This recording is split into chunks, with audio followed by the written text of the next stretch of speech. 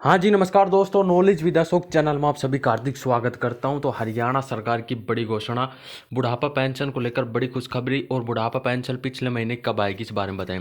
Video को like share, channel को subscribe. बिजली पानी जैसी सब्सिडी सीधे खातों में ट्रांसफर होगी, तो सरकार की बड़ी घोषणा बड़ी तैयारी में जुट गई है। तो शिक्षा, सड़क, स्वास्थ्य से भी ज़्यादा सब्सिडी में खर्च कर रही है सरकारें।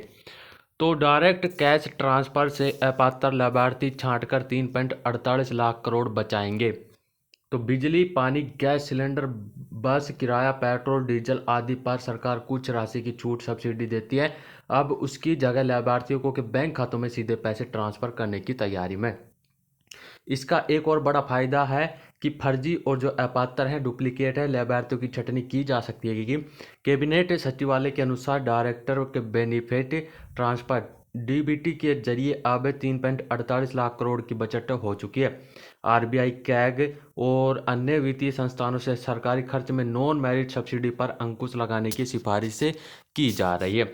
तो अब सब्सिडी पर भी बड़ा बदलाव होने जा रहा है। अब डीबीटी के जोड़ने का खाका बन रहा है।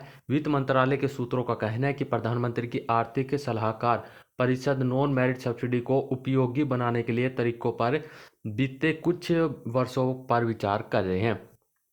तो इनमें सबसे ज़्यादा चिंता सब्सिडी को लेकर है। तो राज्य की तरफ से दी जाने वाली सब्सिडी के आकलन में यह तथ्य सामने आ रहे हैं। तो अभी यह सभी देश में, यानी कि सभी राज्य में अब सब्सिडी को लेकर बड़ा फैसला लेने वाले हैं। तो सीधे ट्रांसफ़र होंगी खाते में जो लाभार्थी हैं।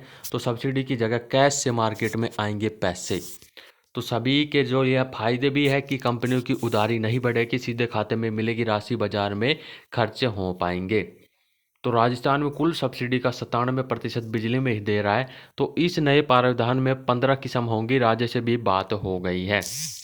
तो अब जो है बिजली और जो पानी जैसी सब्सिडी सीधे खाते में ट्रांसफ़र होगी, यानी कि सरकार के द्वारा जो सब्सिडी दी जाती थी तो सीधी खाते में ट्रांसफ़र करने पर सरकार विचार कर रही है। और आपको बता दें कि आपकी पेंशन 10 या 15 तारीख के बीच में कभी भी डाली जा सकती है। तो नए साल से बिना गिरवी के 2 लाख रुपए तक का लोन ले सकेंगे किसान। अभी भी सीमा 1.60 लाख रुपये सलाम फाइनेंस बैंक यूपीआई से भी दे सकेंगे लोन। तो महंगाई और कृषि लागत में हो रही बढ़ोतरी को देखते हुए आरबीआई ने किसानों को बिना गिरवी के लोन देने की सीमा को बढ़ाने का फैसला किया। तो आरबीआई गवर्नर है शक्तिकांत दास ने कहा है कि अब किसान बिना किसी गिरवी के 2 लाख रुपए तक का लोन ले सकेंगे। अभी यह सीमा 1.60 लाख रुपये है। तो नए साल से सभी बैंकों को आरबीआई का यह निर्देश मानना होगा।